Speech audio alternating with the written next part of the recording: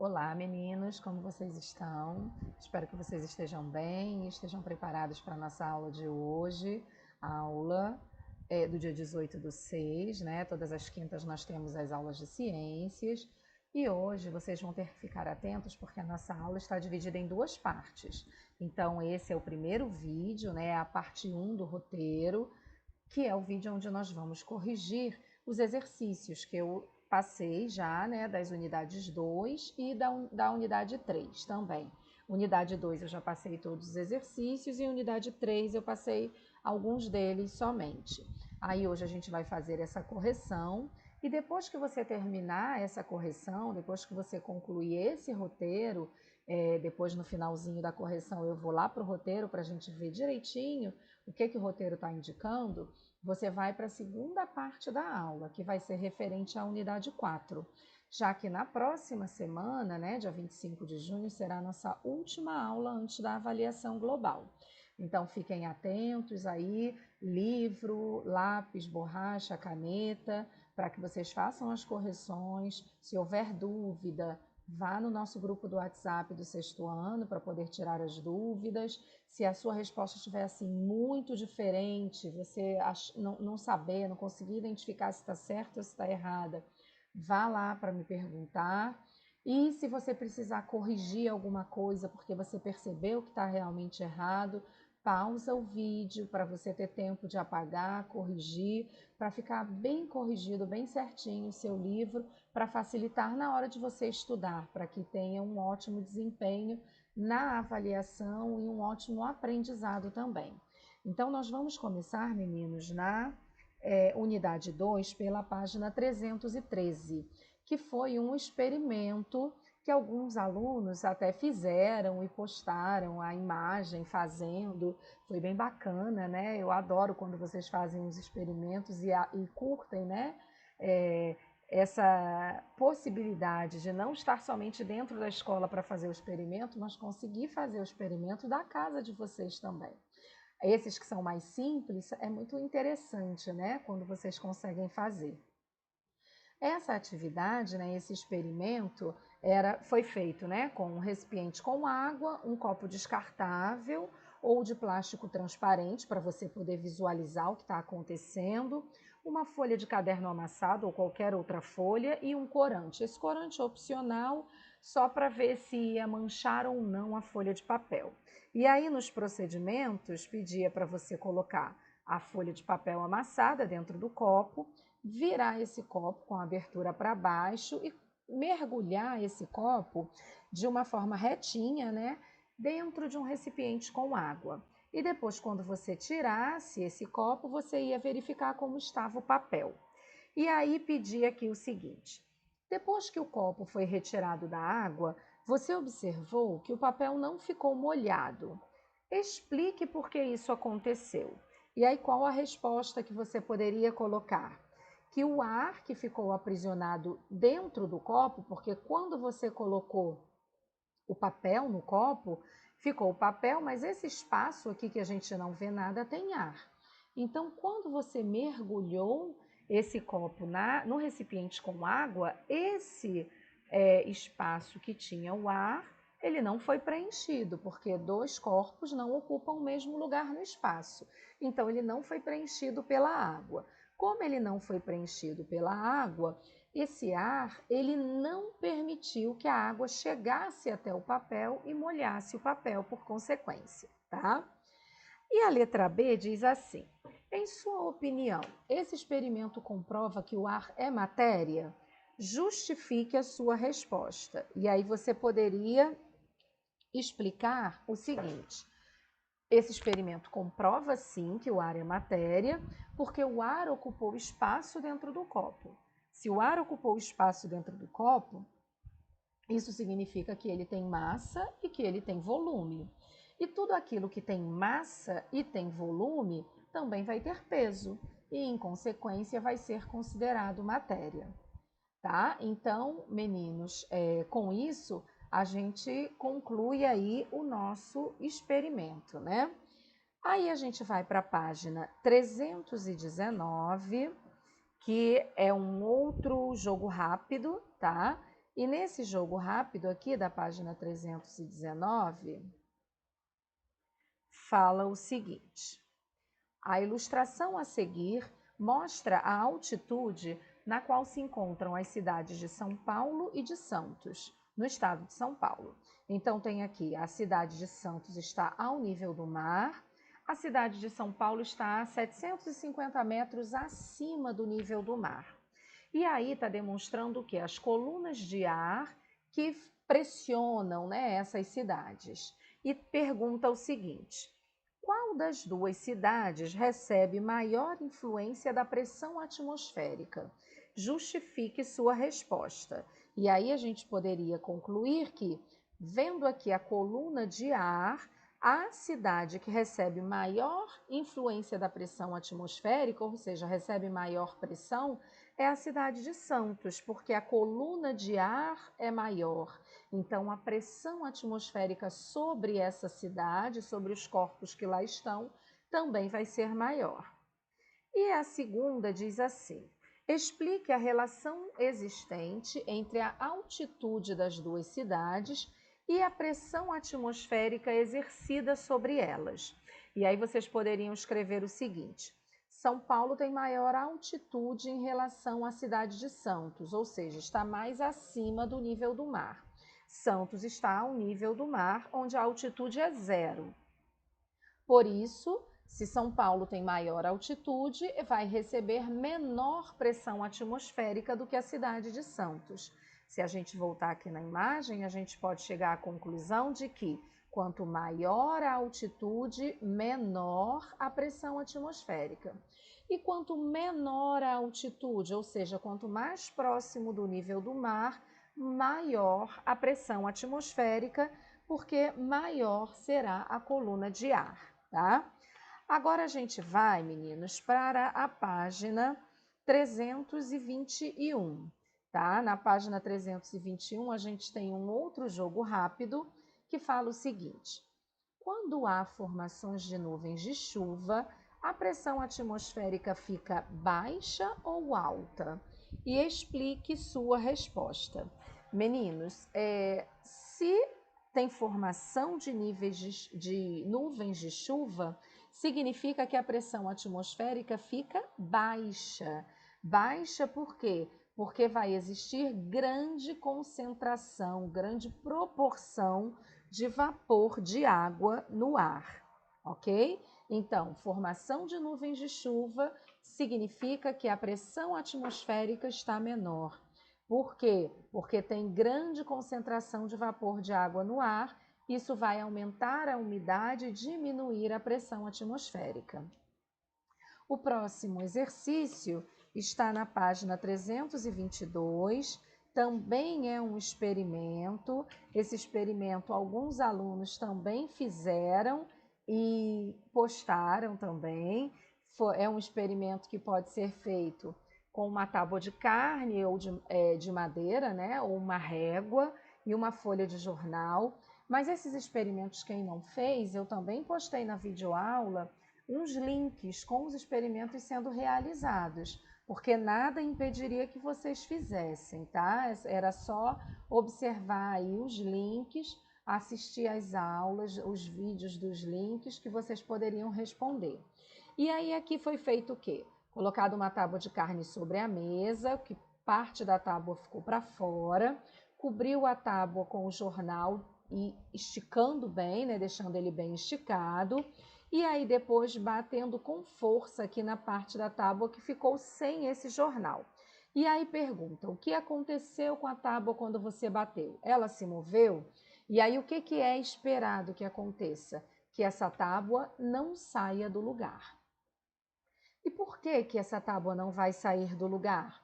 Porque a pressão atmosférica, ou seja, a pressão do ar que está aqui, né, ao redor, ela atua de cima para baixo sobre a folha do jornal, segurando a tábua de carne. Então, quando eu bato, como tem uma pressão do ar atuando aqui sobre a folha de jornal, ela prende a tábua de carne, não deixando que essa tábua de carne saia do lugar. Na questão 3, pergunta o seguinte: há ar vindo de baixo e sendo pressionado contra a folha de jornal plana? Explique. Então, aqui está perguntando o quê? Se tem ar que está vindo aqui, ó, de baixo, né? Porque tem a pressão que está vindo de cima.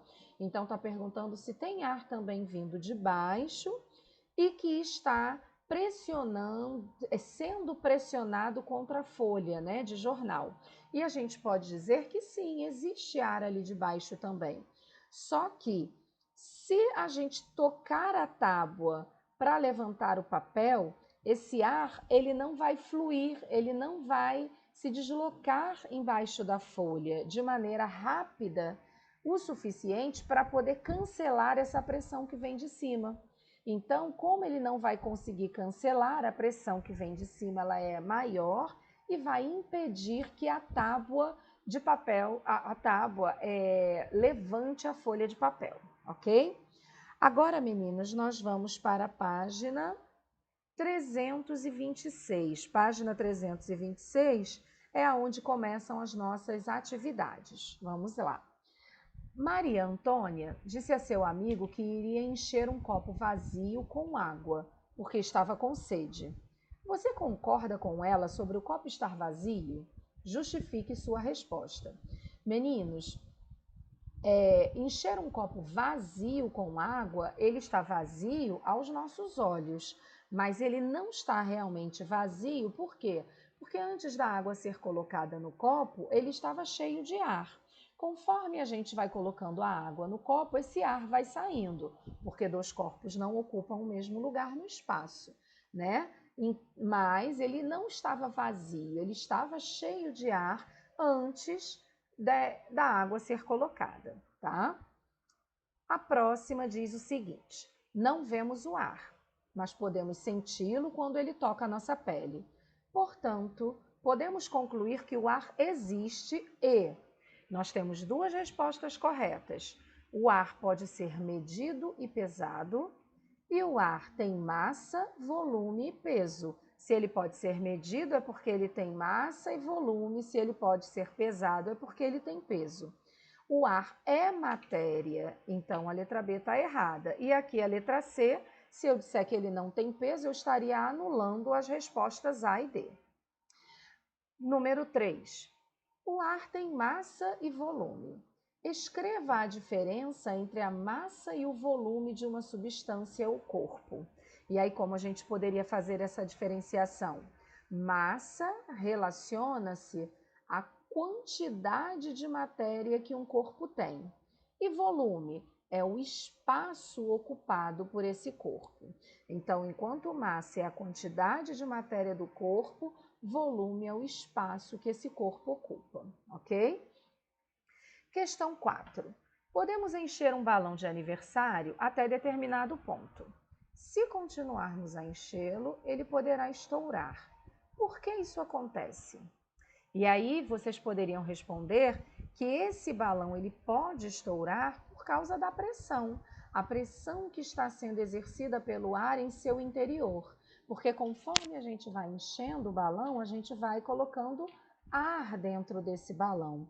E conforme a gente coloca ar dentro desse balão, a gente está fazendo com que a pressão do ar dentro do balão seja maior, né? Aumente. E vai ter uma hora que essa pressão é tão grande dentro do balão que ela é maior do que a pressão que o ar está fazendo por fora.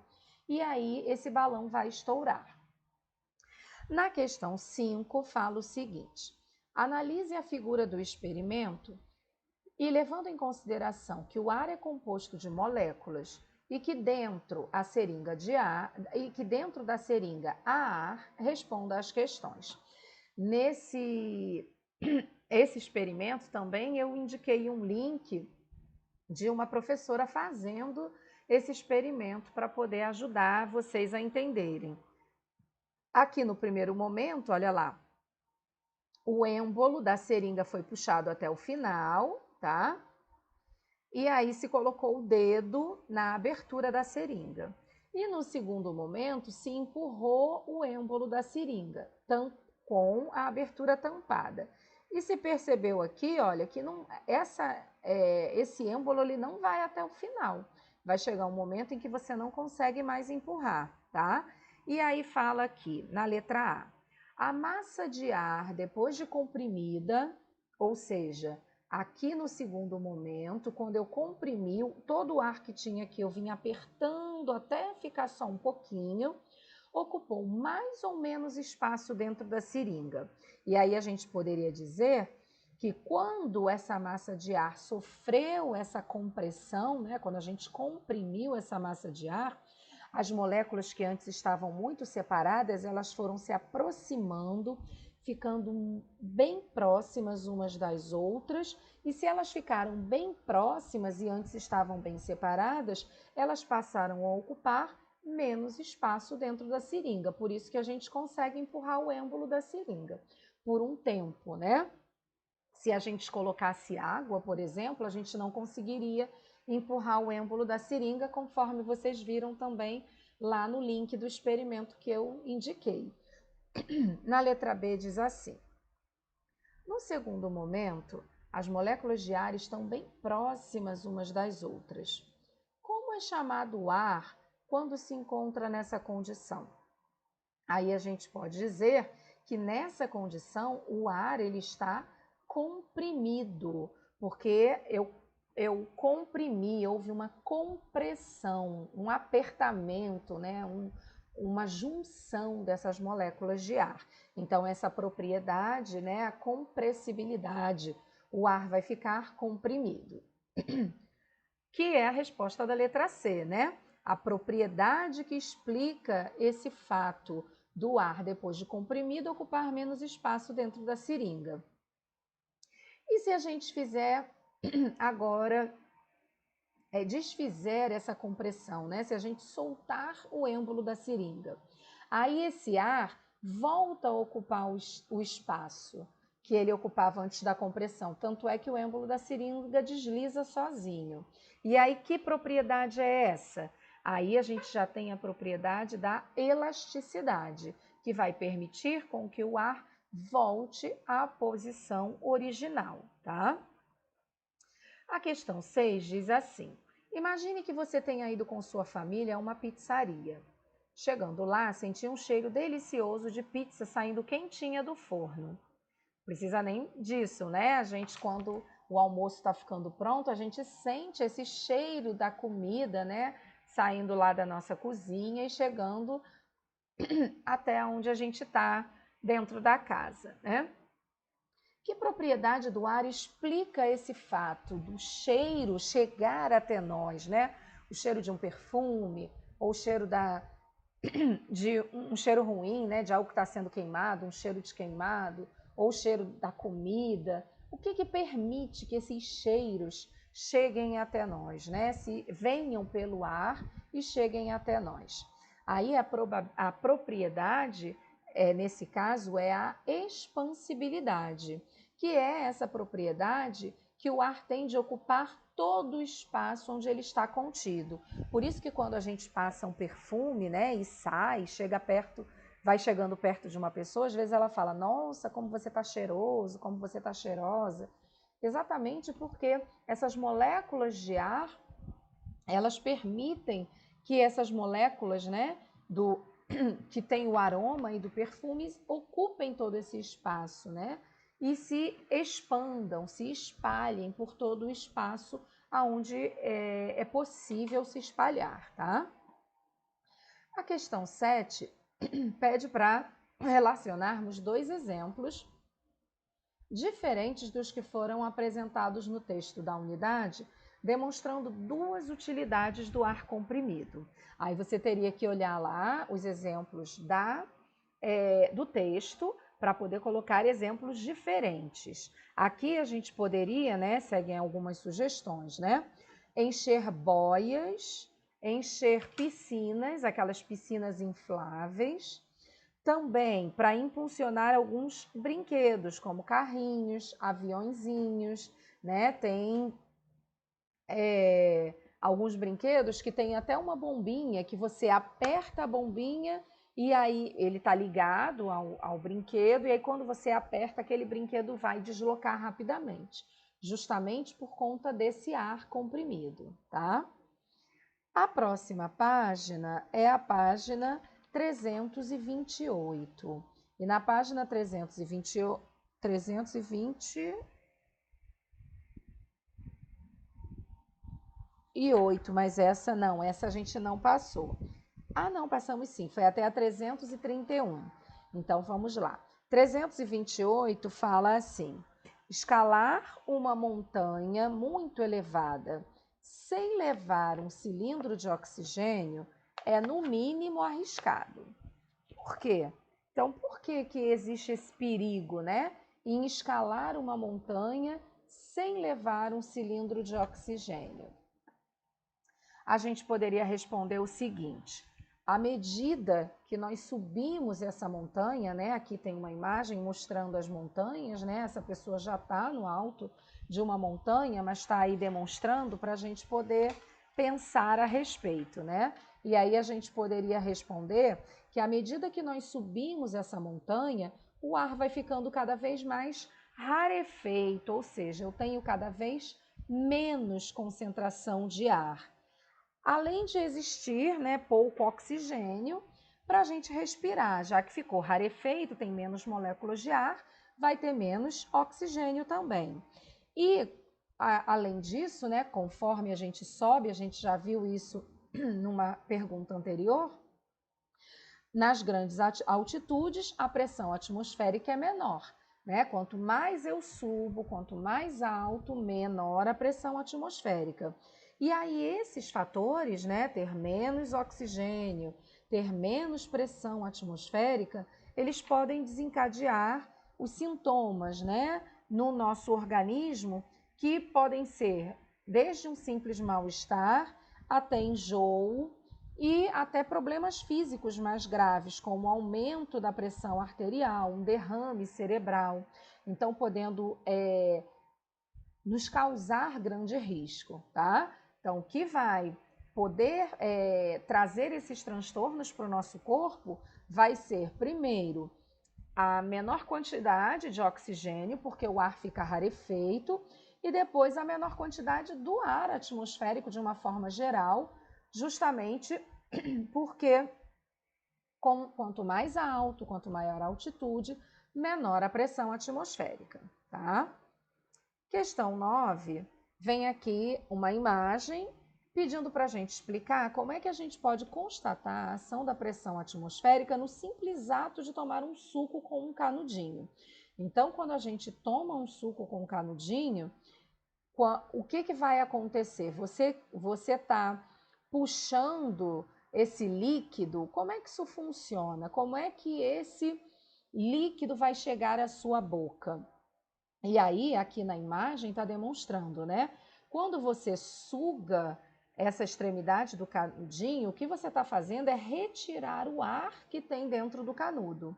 Se você retira o ar que tem dentro do canudo, a pressão atmosférica do lado de fora vai ser maior e aí vai empurrar o líquido para dentro do canudo. Por isso que a gente consegue beber o líquido.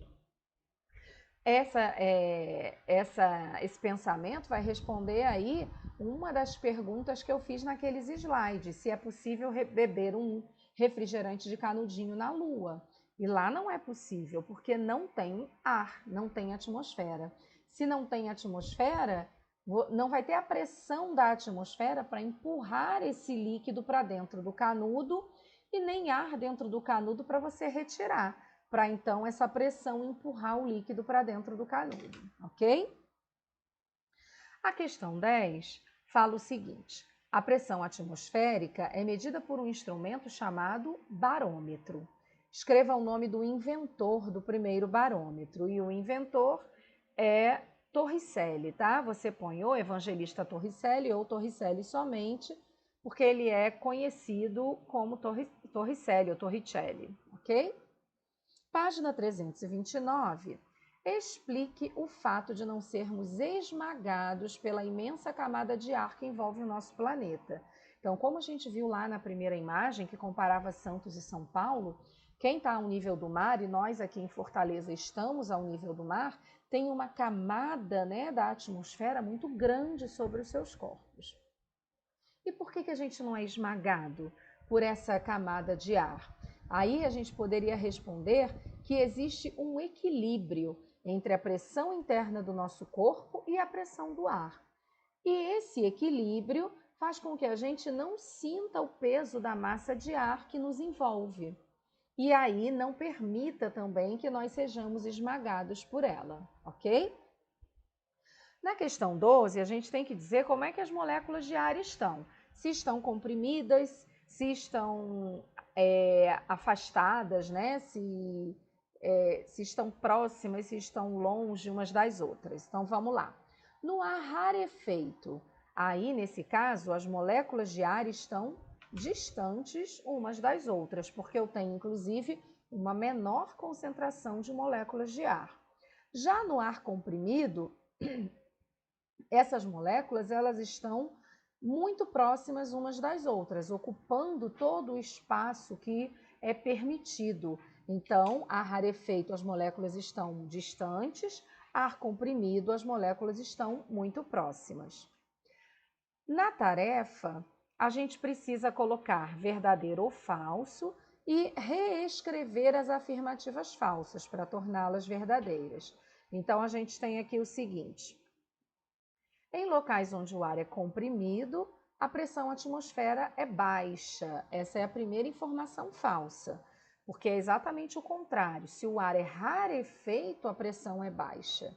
No ar comprimido, a pressão é alta.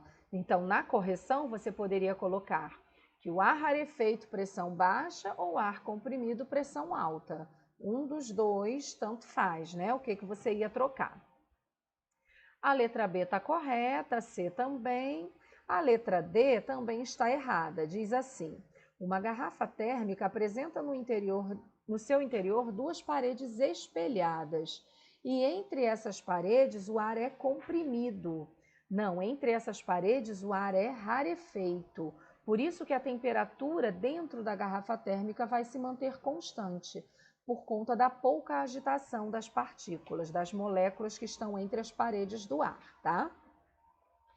Na página 330, fala o seguinte: o Monte Everest é o ponto mais alto da Terra, localizado na cordilheira do Himalaia, e ele tem 8.848 metros de altitude. Um dos maiores problemas que os alpinistas enfrentam quando tentam escalá-lo é o mal das montanhas. E aí vocês teriam que explicar o que é o mal das montanhas e por que ele acontece. E aí a resposta poderia ser a seguinte: nós até já falamos um pouquinho sobre isso naquele outro exercício que aparece a imagem de uma pessoa nas montanhas, né? Grandes altitudes, ar rarefeito. Pressão atmosférica, então, no ar rarefeito, muito baixa. A falta de oxigênio e a baixa pressão atmosférica vão provocar efeitos no organismo do indivíduo, como vertigens, alucinações, aumento dos batimentos cardíacos, aumento da respiração, né? A respiração fica acelerada. E esse aumento da atividade cardíaca pode aumentar a pressão arterial, ou seja, a circulação do sangue no corpo do indivíduo, ela fica mais acelerada. E isso pode causar uma hemorragia cerebral e uma hemorragia pulmonar, ou seja, o sangue, os vasos estourarem no cérebro ou nos pulmões, causando hemorragias e podendo levar o indivíduo à morte. E isso é o que se chama o mal das montanhas, tá? A questão 3 mostra aqui o barômetro e diz assim: esses dois barômetros, eles foram utilizados para medir a pressão atmosférica em locais diferentes. Então, um está mostrando aqui que a pressão atmosférica no lugar que ele foi medido fez a coluna de mercúrio subir 76 centímetros. E esse outro barômetro mostra que no local onde ele mediu a pressão atmosférica, a coluna de mercúrio subiu, né, ela marcou 70 centímetros. E aí está perguntando o seguinte: qual dos dois barômetros mediu a pressão atmosférica ao nível do mar? E justifique sua resposta. Quem vai medir a pressão atmosférica ao nível do mar é esse primeiro barômetro, porque a gente viu que ao nível do mar, nos experimentos, nas pesquisas feitas com o barômetro, a coluna de mercúrio vai sempre marcar 76 centímetros. Tá? Então, o segundo barômetro, que está medindo 70 centímetros e não 76, ele foi colocado num lugar de altitude mais elevada, um lugar de altitude com pressão atmosférica menor do que a pressão que foi encontrada ao nível do mar, ok? A questão 4 é para assinalar somente as informações corretas que indicam que a pressão atmosférica está baixa, tá? Então, o que vai indicar aí que a pressão atmosférica está baixa? Vocês poderiam marcar as opções A e C. Muitas nuvens no céu com probabilidade de chuva. Então, muita umidade significa que a pressão atmosférica está baixa. E tempestade de granizo seguido de chuva forte. De novo, a gente vai ter muita umidade, porque quando a gente tem a chuva, né? A chuva, a neve ou granizo, significa que a umidade no ar está alta. Então, muita umidade, menor pressão atmosférica. Por isso que lá no alto, né, das montanhas, né, as montanhas geladas, a pressão atmosférica também vai ser menor, porque é um local onde a gente tem uma grande umidade, tá? A questão 5 fala o seguinte: em 1654, Otto von Guericke, prefeito da cidade de Magdeburgo, realizou um experimento em praça pública que surpreendeu a população. Ele retirou todo o ar de dentro de 2 hemisférios que ficaram fortemente unidos. Explique por que foi tão difícil separar os hemisférios e o que esse experimento comprovou. Então, gente, se ele tinha 2 hemisférios, retirou todo o ar que tinha dentro e juntou, o que aconteceu? Dentro não tinha ar, então não tinha mais pressão do ar, né? Não tinha moléculas de ar. E fora? A pressão atmosférica era muito grande. Se a pressão atmosférica era grande do lado de fora, ela empurrava esses hemisférios, fazendo com que eles ficassem unidos. E isso fazia com que precisasse uma força muito grande para separar esses hemisférios. Então, esse experimento ele comprovou a existência da pressão do ar, a existência da pressão atmosférica. Para a gente encerrar esse capítulo 2, né, a unidade 2, a gente tem o Você Aprendeu. E aqui diz o seguinte: tem um mapa mental, né, dizendo que as propriedades do ar são: o ar é matéria, tem massa, peso e volume.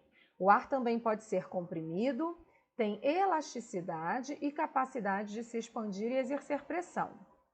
Em relação à pressão atmosférica, a gente também tem a seguinte afirmação: a camada de ar que envolve a Terra é chamada de atmosfera, e ela exerce pressão sobre os corpos na superfície do planeta, em todas as direções, né? Os fatores que contribuem para a variação dessa pressão atmosférica vão ser a altitude, a umidade do ar e a temperatura. Os aparelhos utilizados para medir essa pressão atmosférica e as variações da pressão atmosférica são o barômetro, o altímetro e o barógrafo. Aí vem as perguntas, né? A primeira pergunta diz o seguinte: em uma prova de ciências, Luiz Fernando afirmou que o ar é matéria. Você concorda com essa afirmativa? Justifique sua resposta. E aí a gente precisa concordar, né? A gente tem que concordar porque o ar é matéria. Como é que a gente justifica? Porque ele tem massa, volume e peso. A questão 2 pede para analisar a situação e identificar as propriedades do ar, referentes, né, nessa situação aqui. Fala o seguinte: no meio da festa de aniversário, O calor fez o ar de dentro dos balões se dilatar e alguns deles estouraram, assustando os convidados. Como é que a gente pode explicar isso? Eu acho que todo mundo já viu essa situação acontecer, né? E não sabia como explicar. Agora a gente já sabe até como explicar as pessoas que se assustarem, né? Por que que aquilo aconteceu? E como que a gente pode explicar? Ao se expandir, né, porque o calor fez o ar dentro dos balões se dilatar, se o ar dentro dos balões dilatou, significa que ele se expandiu, ou seja, significa que as suas moléculas se agitaram mais, e aí esse ar exerceu pressão na parede do balão. Quando esse balão estourou, aí esse ar se espalhou pelo ambiente. Então a gente pode afirmar que o ar ele tem essa propriedade de exercer pressão e de se expandir, né? Que é a expansibilidade. A última pergunta, né, do Você Aprendeu, fala o seguinte: considere um automóvel subindo e logo depois descendo uma serra. E descreva a relação entre a pressão atmosférica e a altitude nos dois momentos. Então, o que que a gente pode informar? Se eu estou subindo a serra, eu estou ficando mais alto do que ao nível do mar, né? Se eu estou me elevando ao nível do mar, a pressão atmosférica vai diminuir. E quando esse automóvel está descendo, à medida que ele está descendo a serra, ele está vindo para o nível do mar. Então, a pressão atmosférica vai de novo aumentar, ok?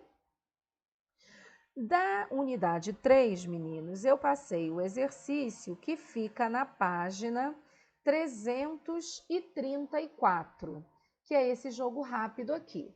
Diz assim: cerca de 71% da superfície terrestre é coberta por água, o que corresponde a pouco menos de 3/4 da superfície do planeta. Para ter uma melhor noção dessa proporção, divida o círculo ao lado em 4 partes iguais e pinte de azul a proporção de água da superfície do planeta e de marrom a proporção de terra. Então, aqui, meninos, você dividiria em 4 partes iguais e aí, se são pouco menos de 3/4, você ia pintar um quadradinho, né, para representar a terra, porque 3/4 é água, só que é um pouco menos. Então, você ia pintar um quadradinho para representar a terra e um pouquinho do outro quadradinho, porque um pouco mais de 1/4 é terra. Aí, essa parte que está aqui pintada seria da cor marrom, e toda a parte que está aqui com o nome água, você pintaria da cor azul, tá? O próximo exercício também na próxima página, é o É Verdade, página 335. Diz assim: a água que bebemos hoje é a mesma que os dinossauros bebiam há milhões de anos. Verdade ou mito? E aí, meninos, a gente pode afirmar que isso é verdade. Por quê? Por conta do ciclo da água na natureza. A água, ela é um bem renovável. Renovável porque, como tem o ciclo da água na natureza, essa água evapora, vai para as camadas mais altas da atmosfera como vapor d'água. Aí nessas camadas mais altas ela vai esfriar, né? Vai condensar e virar líquido novamente, forma as nuvens. Quando essas nuvens estão bem carregadas com gotículas de água, essas gotas ficam pesadas e essa água cai na forma de água, de chuva, neve ou granizo e vai voltar para os rios, lagos, mares, oceanos ou vai infiltrar no solo, formando os lençóis freáticos. Então, esse é um ciclo que não se acaba nunca. Por conta disso, desde o início, nós temos 3/4 de água no planeta. Se nunca deixou de ter 3/4 de água no planeta, desde essa formação, desde a existência do volume de água no planeta, se esse volume é sempre o mesmo, a água que o dinossauro bebia há milhões de anos é a mesma que nós bebemos hoje. Qual é a diferença? A água potável, ou seja, a água própria para o consumo. Essa é que nós temos estragado, né? Nós temos feito com que ela diminua cada vez mais, mas o volume de água no planeta vai ser sempre 3/4 por conta do ciclo da água na natureza, tá? A próxima página que eu passei foi a página 340. E aí na página 340 a gente também tem um jogo rápido que fala o seguinte: a água potável, olha lá, acabamos de falar disso. É um recurso finito, ou seja, vai acabar. Escreva 4 formas de evitar o consumo excessivo de água no seu dia a dia. E aí, meninos, aqui não tem uma resposta fixa, né? Por quê? Porque cada um vai pensar em formas diferenciadas. Aqui tem algumas possibilidades, né? Não dar descargas sanitárias desnecessárias e longas. Hoje em dia, inclusive, as descargas sanitárias, elas têm 2 botõezinhos.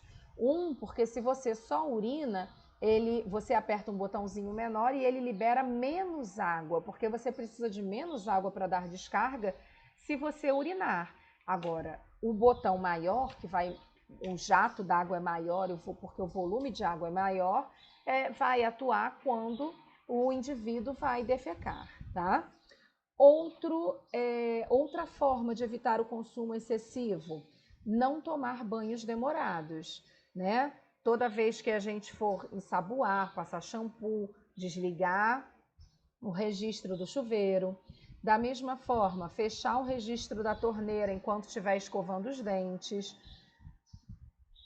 Observar, né?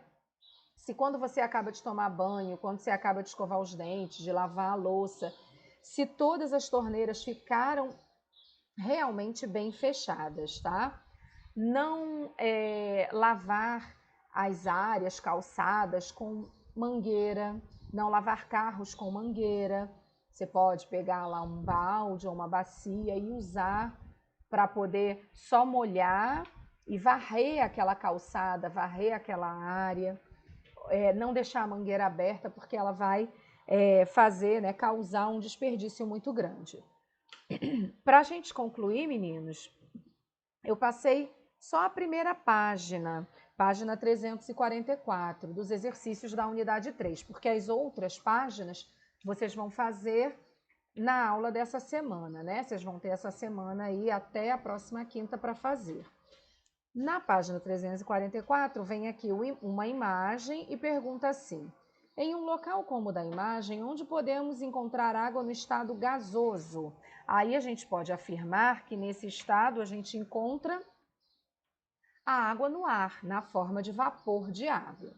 No estado líquido, a gente tem aqui, olha, nos rios, nas nuvens, no orvalho, né, ao amanhecer sobre as folhas, ok? E no estado sólido, aí a gente vai encontrar aqui, ó, no pico, né, das montanhas, quando ocorrem as geadas aqui na parte mais baixa, tá? Questão 2. Em uma aula de ciências, o professor perguntou por que chamamos de água doce a água dos rios, lagos, lagoas e etc. Imediatamente, ele ouviu a resposta de um aluno: é doce porque tem açúcar. Você concorda com essa resposta? Por quê, né? Sim ou não? Você não deve concordar. Por quê? Porque a água doce, ela não é doce, na verdade. Ela só recebe esse nome porque ela tem uma concentração de sais minerais menor do que a água do mar. Por isso que a água do mar é chamada de salgada. Ela é salgada porque tem grande concentração de sais minerais. E a água que não é salgada, ela tem menor concentração de sais minerais. Mas para a gente não ter que ficar falando água com muita concentração, com pouca concentração, a gente usa essa nomenclatura, água doce, para quando tem menos concentração de sais minerais, tá? E o último exercício fala aqui: retomando as características da água potável, relacione as colunas. Então, aqui eu tenho 4 características da água potável. E aí eu preciso dizer o que significa cada uma delas. Quando eu digo que a água é insípida, eu estou falando que ela não tem sabor. Se a água é inodora, vem aqui de odor. Então, ela não tem odor, ou seja, não tem cheiro. Se a água é sem impurezas, significa que ela não tem nenhum micro-organismo que vai causar doença, ela não tem nenhuma partícula que vai poluir. E se ela é incolor, isso vem de cor, significa então que ela não tem cor. Meninos, com isso a gente terminou essa correção. Aí a gente vai olhar aqui no roteiro, prestem atenção, porque aqui no roteiro está dizendo lá, ó, parte 1. Então esse é o primeiro vídeo. Hoje você tem 2 vídeos para assistir. Aqui nesse vídeo, você terminou aqui a correção, está escrito aqui, ó, assista a correção dos exercícios. Fez a correção, fique atento, corrija bem direitinho para facilitar na hora de estudar. Aí, para concluir a unidade 3, você vai de novo assistir a videoaula da unidade 3, que está lá na plataforma no dia 4/6, que é sobre a hidrosfera terrestre. Para que eu vou assistir isso de novo, Ana Lúcia? Para você relembrar o conteúdo. Porque acabou de assistir, aí você vai fazer os outros exercícios que faltam para concluir a unidade 3, que são essas 3 páginas, 345, 346 e 347. Se for possível, aqui eu estou pedindo para você também realizar o experimento da página 343 e responder as questões sobre o experimento. O experimento da página 343, eu vou voltar aqui no livro rapidinho para mostrar para vocês.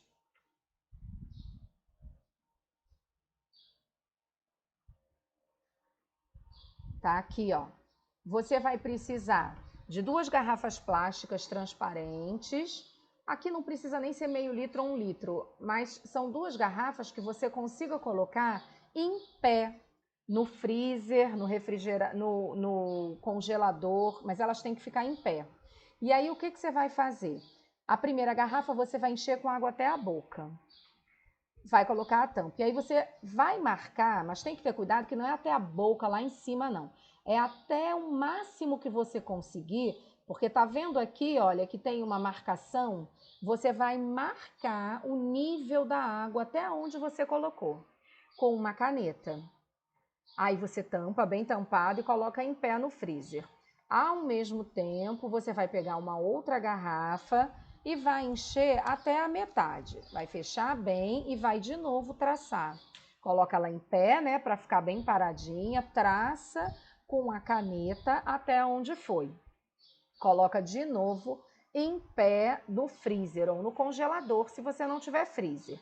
Aí você vai deixar essas 2 garrafas no mínimo 8 horas. Pode até deixar de um dia para o outro, não tem problema. Depois, quanto mais tempo, melhor, né? O que não pode é ficar pouco tempo.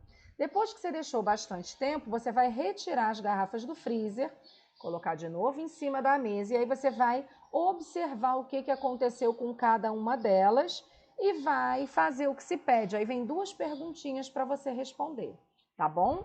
Então, se você puder, faça também esse experimento e se puder também, coloque as imagens do experimento, porque eu estou assim achando muito bacana vocês fazendo esses experimentos. Terminou o experimento, aí eu tenho, olha lá, um link que eu sugeri sobre adaptações de plantas e animais do deserto, porque também é um conteúdo que está falando no livro de vocês. Na verdade, quem sugeriu esse link não fui eu, foi o livro, tá? Esse link, ele está sugerido na página, deixa eu verificar aqui, página 338, olha lá. Quando você vem aqui, ó, na página 338, ele mostra aqui um QR Code, né? E aí, se você clicar com o seu celular sobre esse QR Code, vai abrir esse vídeo falando sobre adaptações de plantas e animais que vivem no deserto. Ana Lúcia, eu não tenho como clicar, porque eu não tenho o app do QR Code no meu celular, não tem problema. Eu estou vendo essa aula do computador, não tem problema, olha o link aqui. Eu estou deixando aqui o link para você poder acessar e assistir essa aula que fala sobre a adaptação de plantas e animais do deserto. Terminou, então, fez a correção, fez as atividades, fez o experimento, assistiu ao link, você concluiu a unidade 3, tá? Aí, você vai fazer o quê? Vai fechar esse vídeo e vai para a parte 2 da aula de hoje. Meninos, a parte 1 termina aqui, tá? Vamos agora, então, para a parte 2, para concluirmos a aula de quinta-feira, do dia 18/6. Por hora, ficamos por aqui, pessoal. Fiquem bem.